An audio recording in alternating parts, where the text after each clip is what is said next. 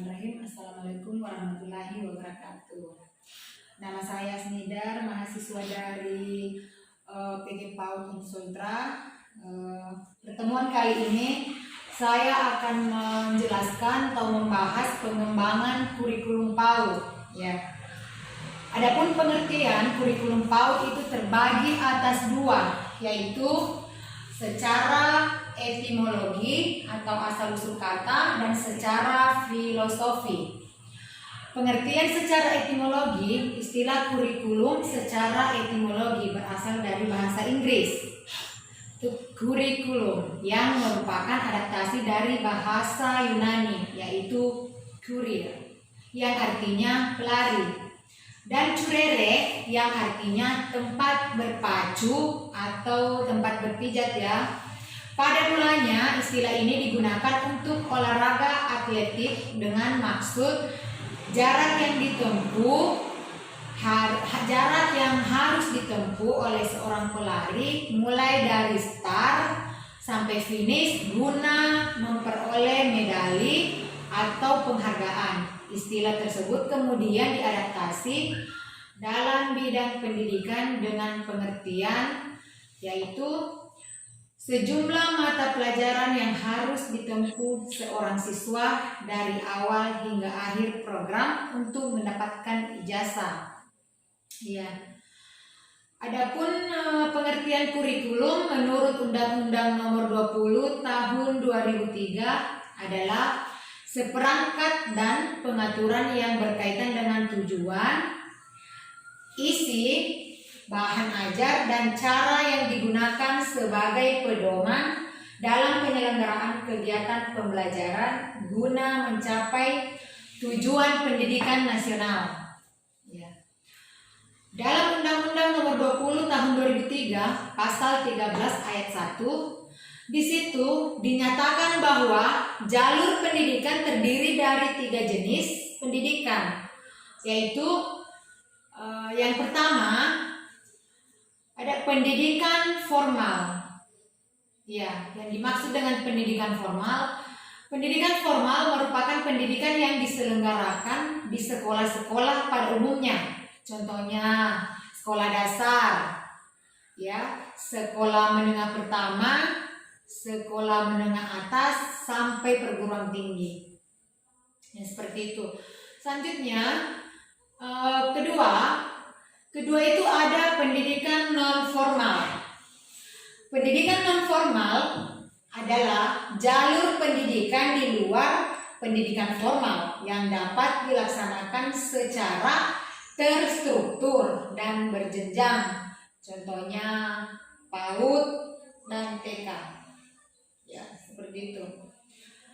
Ya, selanjutnya di poin ketiga, pendidikan informal.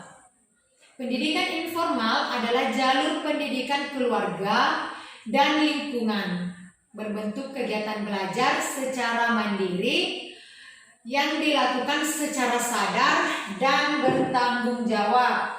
Contohnya pendidikan dalam keluarga. Ya, jadi dalam keluarga juga ada pendidikan maksudnya yang harus kita terapkan ya, dalam mendidik anak, mungkin dalam mengelola keluarga, mengarahkan, seperti itu. Ya, selanjutnya kita melangkah ke pengertian kurikulum secara umum. Ya, pengertian kurikulum secara umum adalah perangkat mata pelajaran yang terdiri atas program studi yang diberikan oleh suatu lembaga penyelenggara sistem pendidikan secara terpadu. Ya. Yang kedua, pengertian kurikulum secara filosofi. Ya, pengertian kurikulum secara filosofi adapun yang dimaksud dengan landasan filosofi dalam pengembangan kurikulum ialah asumsi-asumsi atau rumusan yang didapatkan dari hasil berpikir secara mendalam, analitis, logis, dan sistematis. Ya, itu filosofis.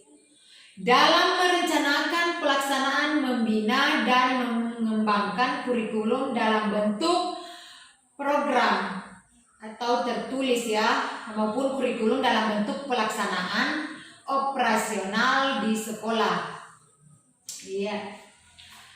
Selanjutnya kita masuk ke komponen-komponen kurikulum. Iya. Di sini komponen-komponen kurikulum yaitu terdapat 5 poin yang harus kita pahami. Ya, di poin pertama ada tujuan kurikulum, dan yang kedua materi kurikulum, yang ketiga strategi kurikulum, yang keempat organisasi kurikulum, dan yang kelima evaluasi. Iya. Kita kembali ke poin pertama, itu tujuan kurikulum. Iya, tujuan kurikulum. Setiap negara tentu memahami betapa pentingnya pendidikan bagi masa depan bangsanya. Maka dari itu, setiap negara pun merumuskan tujuan pendidikan yang ingin dicapainya melalui kurikulum pendidikan. Kurikulum di setiap negara berbeda-beda, tergantung pada falsafah negara, keadaan sosial politik, serta kebutuhan sumber daya manusia yang ada pada negara tersebut. Ya. Di Indonesia, tujuan kurikulum 2013 yaitu menyiapkan manusia Indonesia supaya memiliki kemampuan hidup sebagai pribadi dan warga negara yang beriman, produktif, kreatif, inovatif, dan efektif. Iya. Jadi seperti itu maksud dari tujuan kurikulum. Ya. Selanjutnya masuk di poin kedua, materi kurikulum. Iya. Di dalam kurikulum mengandung materi berupa serangkaian bahan ajar yang akan digunakan dalam kegiatan belajar mengajar demi tercapainya tujuan pendidikan di negara tersebut. Berikut ini kriteria dari materi kurikulum. Yang pertama, materi kurikulum sesuai dengan perkembangan siswa yang bermakna bagi mereka. Yang kedua, materi kurikulum merupakan pengetahuan yang dapat diuji kebenarannya secara ilmiah. Yang ketiga, materi kurikulum merupakan cerminan dari kenyataan sosial. Yang keempat, materi kurikulum berisi penunjang tercapainya tujuan dari pendidikan. Ya. Kita masuk di poin ketiga, yaitu strategi pembelajaran. Iya. Demi tercapainya tujuan pendidikan, tentu strategi yang tepat sangat diperlukan. Ya, strategi tersebut merujuk pada metode dan media yang digunakan dalam proses belajar dan mengajar. Strategi yang diterapkan pada suatu negara mungkin akan berbeda dengan negara yang lain. Ya, hal itu tergantung pada beberapa faktor seperti sumber daya manusia dan peralatan yang dimiliki. Keempat, organisasi kurikulum.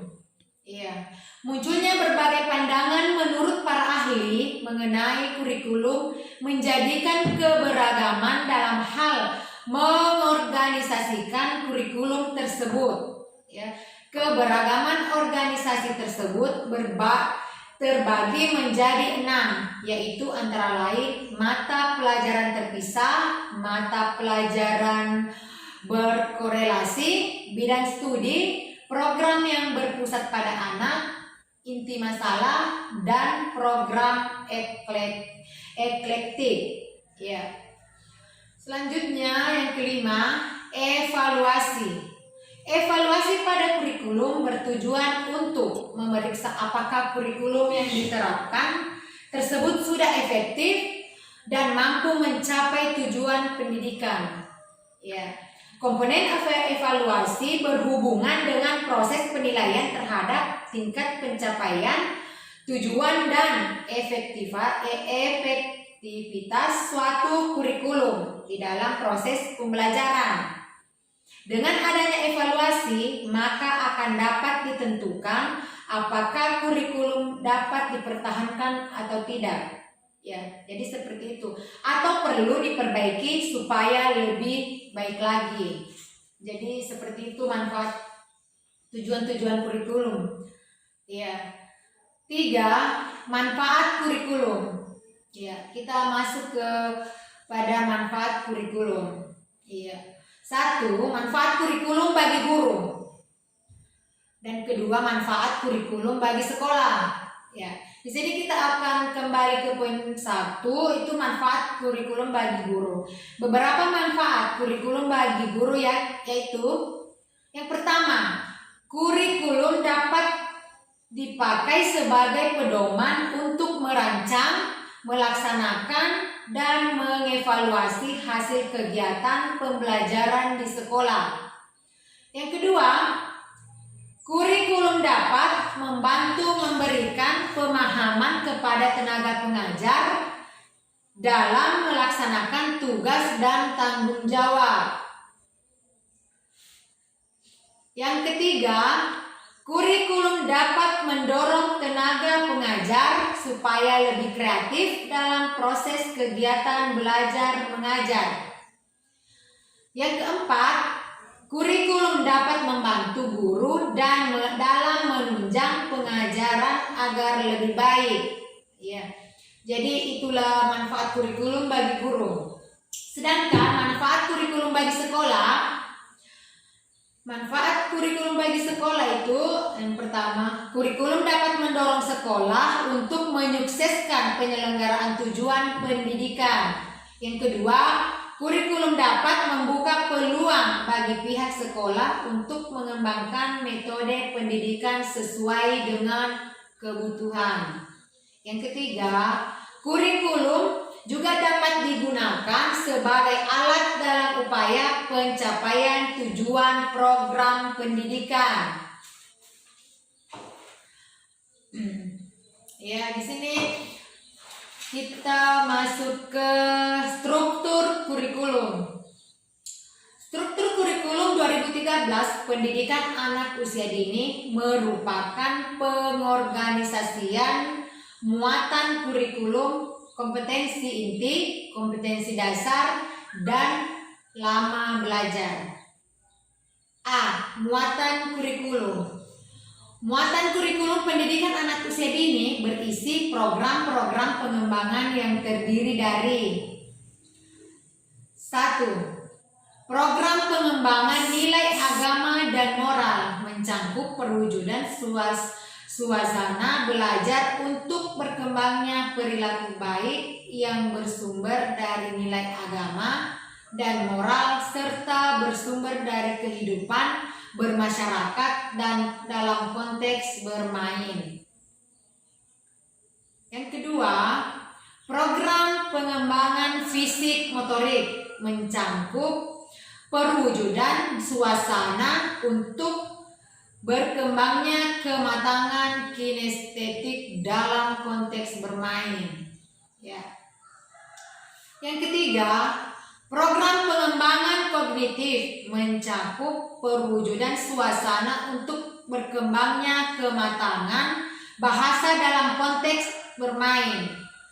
Yang kelima, program pengembangan sosial emosional mencakup perwujudan suasana untuk berkembangnya kepekaan, sikap, dan keterampilan sosial serta kematangan emosi dalam konteks bermain.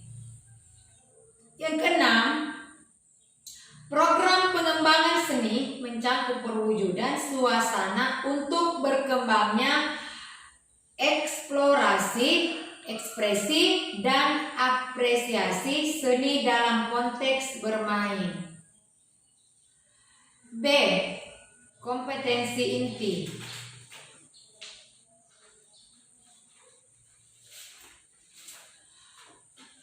Kompetensi inti kurikulum 2013 pendidikan anak usia dini merupakan gambaran pencapaian standar tingkat pencapaian perkembangan anak pada akhir layanan PAUD usia 6 tahun. Kompetensi inti mencakup 1. Kompetensi inti atau K1 untuk kompetensi inti sikap spiritual.